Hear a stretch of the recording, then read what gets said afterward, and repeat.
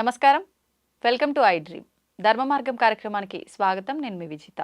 ప్రస్తుతం మనతో పాటు ఉన్నారు హరిఓం హిమాలయ యోగి సౌరపీఠాధిపతులు సద్గురు శ్రీ శ్రీ శ్రీ యోగి ప్రభాకర్ స్వామీజీ మనతో పాటు ఉన్నారు. ఇప్పుడు వారితో మాట్లాడదాం. నమస్కారం గురువుగారు. నమస్తే. గురువుగారు, మనిషి ఆధ్యాత్మికత వైపు వెళ్ళాలి అని అంటే ధ్యానం అనేది కంపల్సరీ వాళ్ళ లైఫ్లో ఒక భాగంగా ఉండాలా?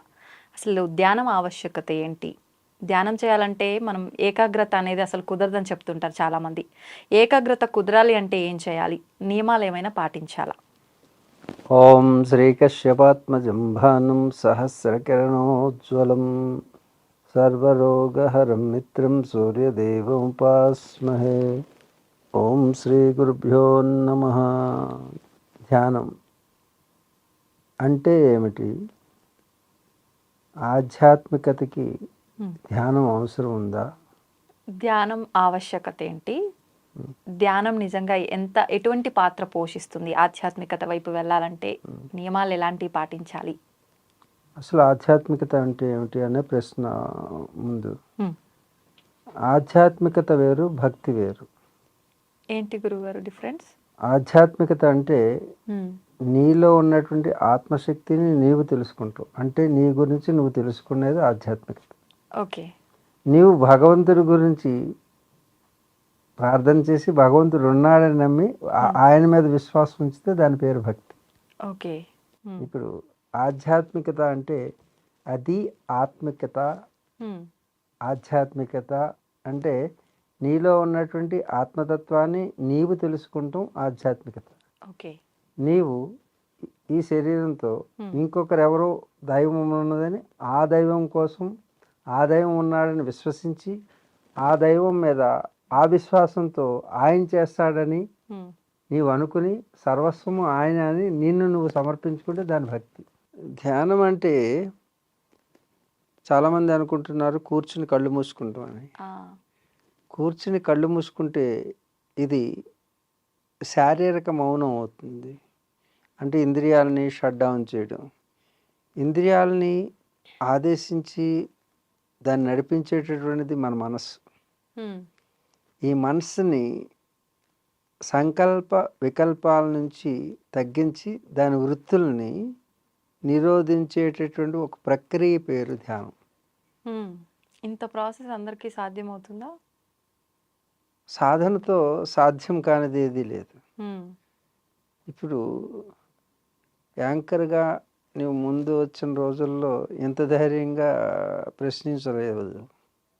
ఇప్పుడు చాలా చక్కగా స్థిరంగా ధైర్యం తెచ్చుకున్నప్పుడు స్థైర్యం వస్తుంది. ధైర్యంతో స్థైర్యం వస్తుంది. ఆ స్థైర్యమే స్థిరత్వాన్ని ఇచ్చి లక్ష్యాన్ని చేరడానికి ఉపయోగపడుతుంది. అలాగే ప్రతి పనిలో కూడా ధైర్యం ఉండాలి. కేవలం ఉత్సాహం, ధైర్యం, సాహసం, బుద్ధి, శక్తి, పరాక్రమ అని 6 లక్షణాలు ఉంటాయి.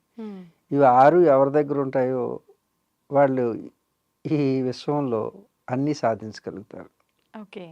కాబట్టి ధ్యానం అంటే స్థిరత్వంతో కూడినటువంటి మానసిక స్థితి కల్పించడానికి ధ్యానం అవసరం. ఆ స్థైర్యం ఎప్పుడైతే వచ్చిందో నీ జీవితంలో అన్నిటినీ సాధించడానికి ఈ స్థైర్యం ఉపయోగపడుతుంది.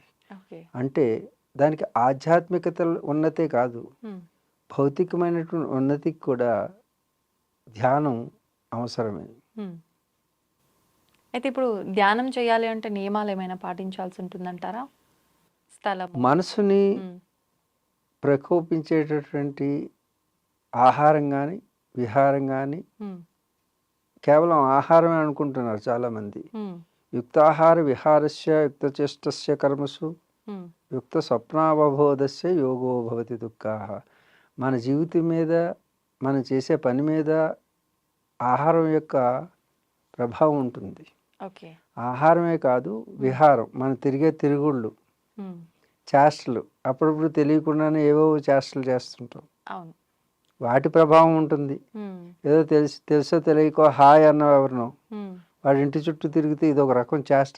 అది పొరపాటున అన్నాను నేను, నా జీవితానికి ఇంత ఇంత ఇంత ప్రాబ్లం తెస్తుంది అనుకున్న లేదు. ధైర్యాన్ని స్థైర్యాన్ని దెబ్బతీస్తుంది ఈ చేష్టల వలన. సరదాగా అన్నటువంటిది సీరియస్గా తీసుకుంటారు అవతల వాళ్ళు. ఒక చిన్న మాటని సరదాగా అంటాం ఫ్రెండ్ని, అది చేష్ట అంటే అంతలా అనుకుని నువ్వు ఆ మాట మాట్లాడు. వీటిని చేష్టలు అంటారు, రకరకాల చేష్టలు ఉంటాయి. కొందరు ఇలా అంటుంటారు మాటికి, కొందరు ఇలా అంటుంటారు, కొందరు అంటుంటారు. అది అమ్మ అలవాటు అయితే అది ఇంకొకరి మీద వేరే అర్థాన్ని ఇచ్చి ప్రభావం చూపిస్తాయి చేష్టలు. కొందరు అంటుంటారు, కొందరు ఇలా అంటుంటారు. దీస్ ఆర్ ఆల్ చేష్టలు. అంటే అప్రయత్నంగా చేసేటటువంటి పనిని చేష్ట అంటారు. అప్రయత్నంగా చేసేటటువంటి పని అవతల వాళ్ళ మీద ప్రభావం పడి అది నీ జీవితానికి అవరోధమై నిలిచినటువంటి ఎన్నో ఘటనలు ఉంటాయి. చాలామంది దేశాన్ని ప్రపంచాన్ని వెళ్ళినటువంటి నేతలందరూ కూడా ఇలాంటి చిన్న చిన్ని చేష్టల వలన కొన్ని రాజ్యాలు కోల్పోయినటువంటి చరిత్రలు ఉన్నాయి. అలాగే కొన్ని అనర్థాలు ఇప్పుడు మీరు కూడా ఈ లోకంలో ఆడపిల్లలు కూడా ఎన్నో అనర్థాలు, చిన్న చిన్న చేష్టలు తెలియక చేసినవి రేపు పెళ్ళయిన తర్వాత బాధ పెట్టినటువంటివి కూడా ఉన్నాయి.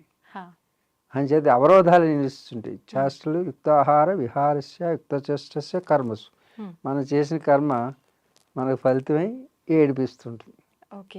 అంచేత కర్మ అంటే చేష్ట, కర్మ, ఆహార, విహార ఈ రెండు ఒక జోడి సంబంధం ఉంది. రెండు ఒక జోడి జుడవా ఏ జుడవా హై ట్విన్. ఆహార విహార చేష్ట కర్మ స్వప్న అవబోధం. స్వప్నం అంటే చాలామంది ఏమనుకుంటారు, కళ అనుకుంటారు. కళ కాదు. స్వప్నం అంటే నిద్ర, అవబోధం అంటే మెలకువ. రాత్రి 11-12 వరకు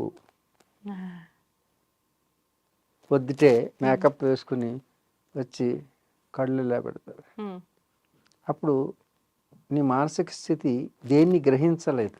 ఎందుకంటే నీ బ్రెయిన్కి శక్తి విహీనం అవుతుంది, ఆక్సిజన్ తగ్గిపోతుంది, రెస్ట్ తగ్గిపోతుంది.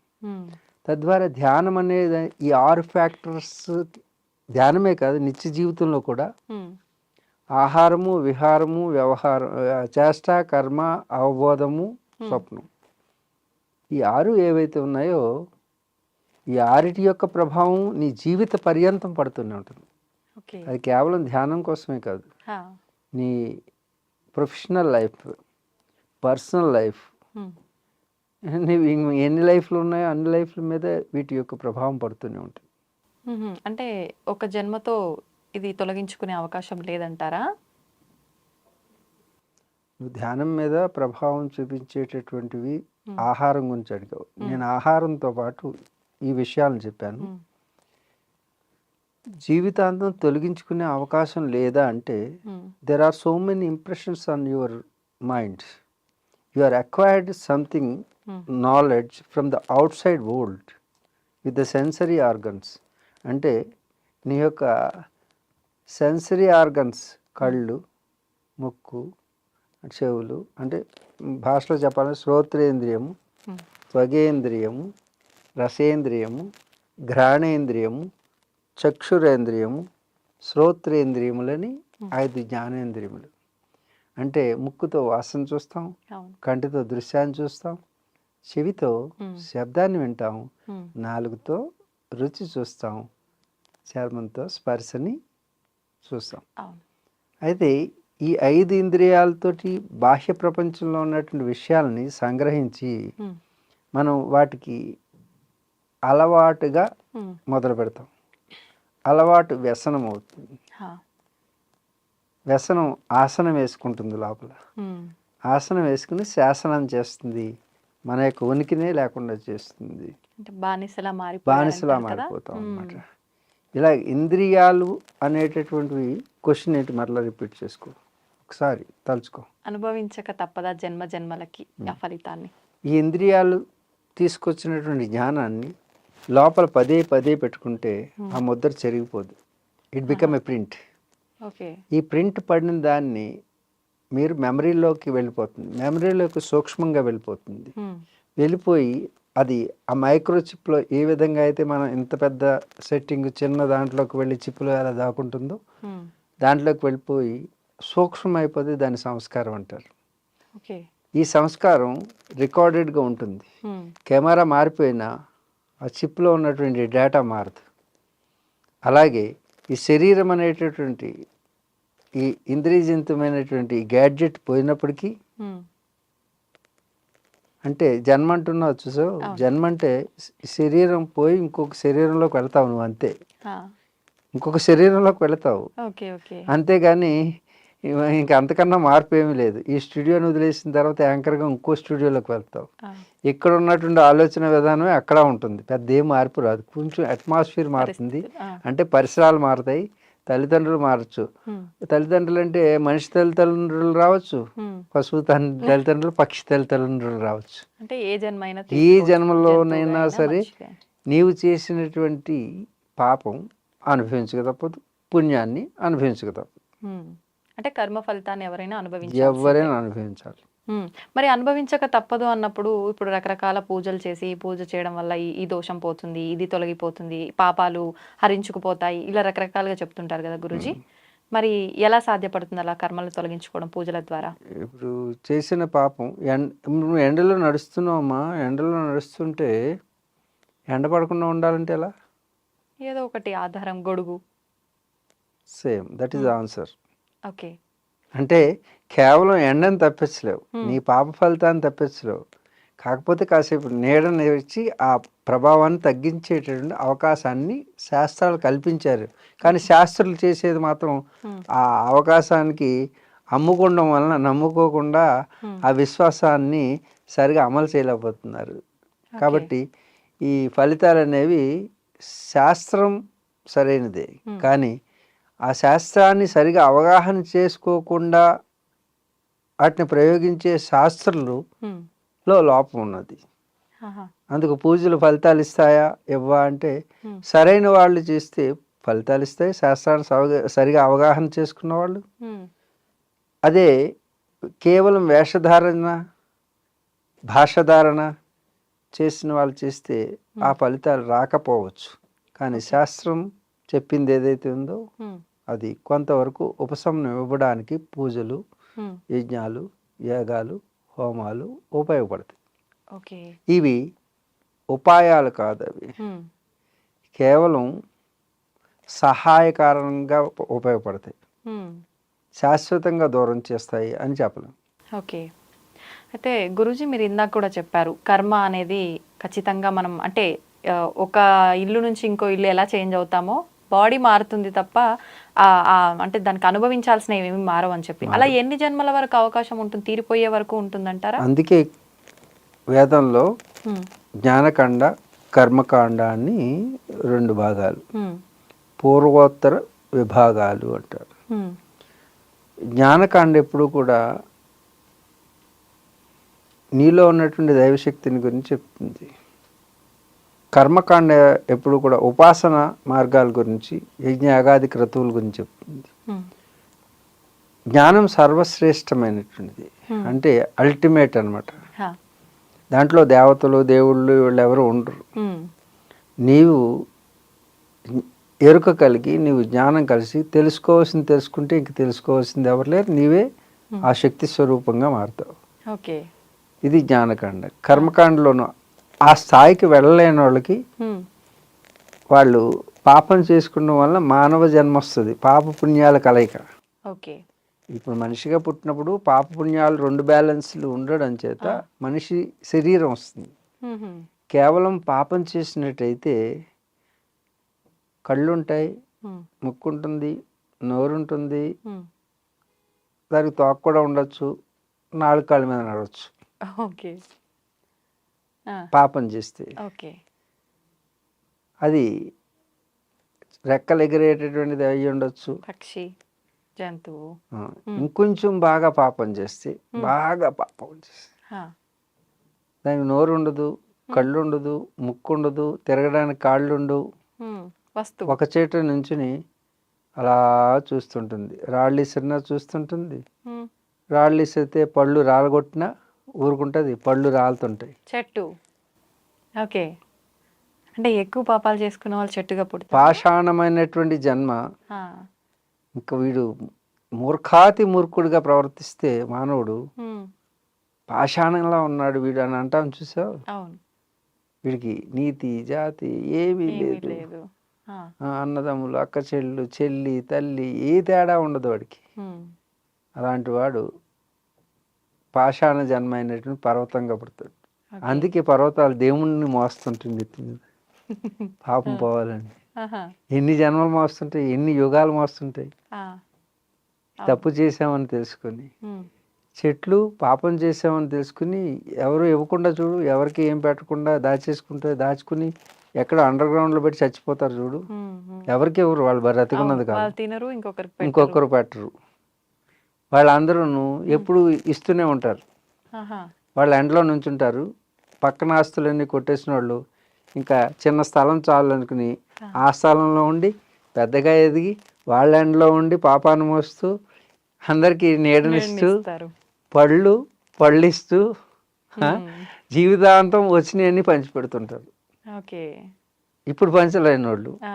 ఆ విధంగా నివృత్తి చేసి వాళ్ళకి ఎంతకాలం ఉంటారు. మనం అయితే 100 సంవత్సరాలు ఫినిష్ చేసుకుని వెళ్ళొచ్చు. హ్మ్. అవి 200 300 సంవత్సరాల చెట్లు అలాగే ఉండొచ్చు. హ్మ్.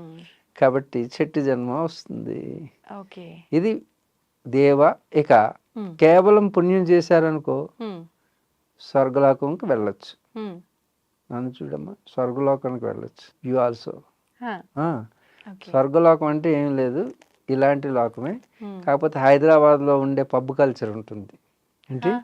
పబ్ కల్చర్ హ్మ్. స్వర్గంలో. హ్మ్. ఓకే. ఓన్లీ పబ్ కల్చరే ఉంటుంది. హ్మ్.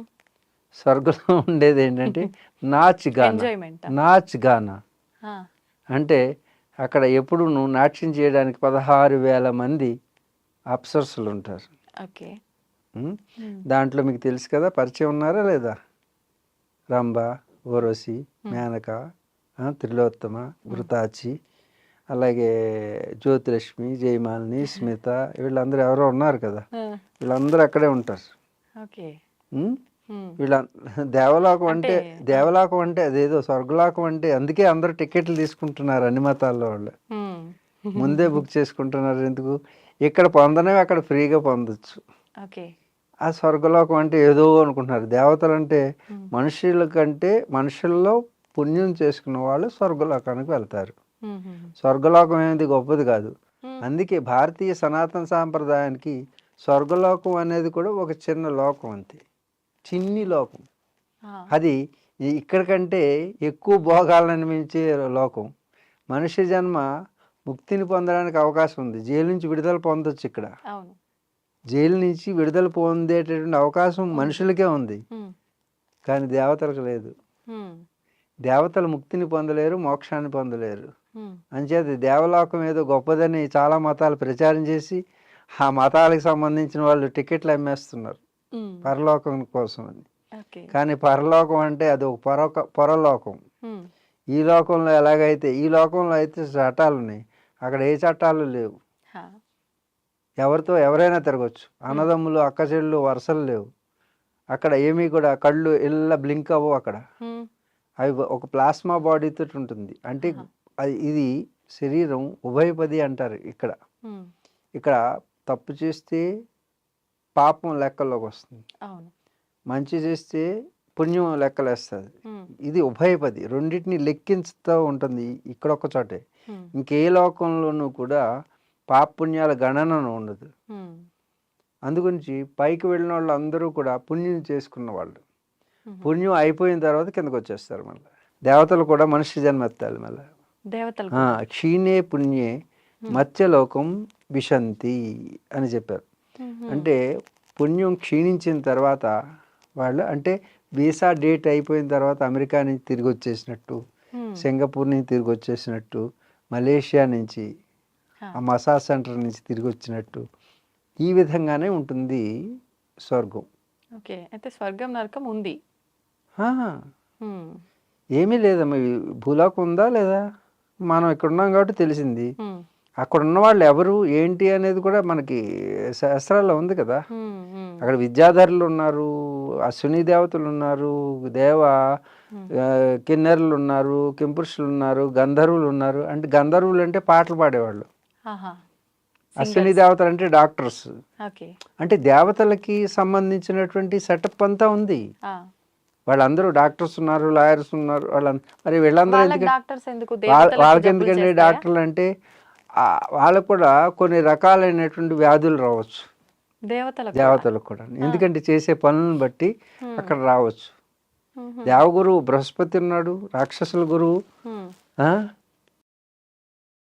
వీళ్ళందరూ కూడా గురువులు ఉన్నారు. మ్మ్. వాళ్ళు అక్కడ కూడా ఆయుధాలు తయారు చేస్తారు, ఆయుధాల కర్మాగారం ఉంది, యుద్ధాలు చేస్తారు. వాళ్ళు కూడా వాళ్ళ మీద కూడా రాక్షసులు యుద్ధానికి వెళ్తారు. వాళ్ళన్నీ మంత్రం శక్తితోటే చేస్తారు కదా, ఆ, వాళ్ళు కూడా ఆ, ఆయుధంతో కూడా మనకు కూడా చేసుకుంటారా? ఉన్నాయి కదా అస్త్రశస్త్రాలని. మ్మ్. అస్త్రములు అంటే అస్త్రములు శస్త్రములు, మనకు కూడా అస్త్రాలు శస్త్రాలని. మ్మ్. శస్త్రం అంటే ఏమిటంటే కత్తి, దాని పదును, దాని యొక్క దీన్ని బట్టి, సామర్థ్యాన్ని బట్టి మ్మ్. అవతల వాడి మీద యుద్ధం చేస్తుంది. అస్త్రాలు అంటే ఓన్లీ మంత్రబలంతో పనిచేస్తాం.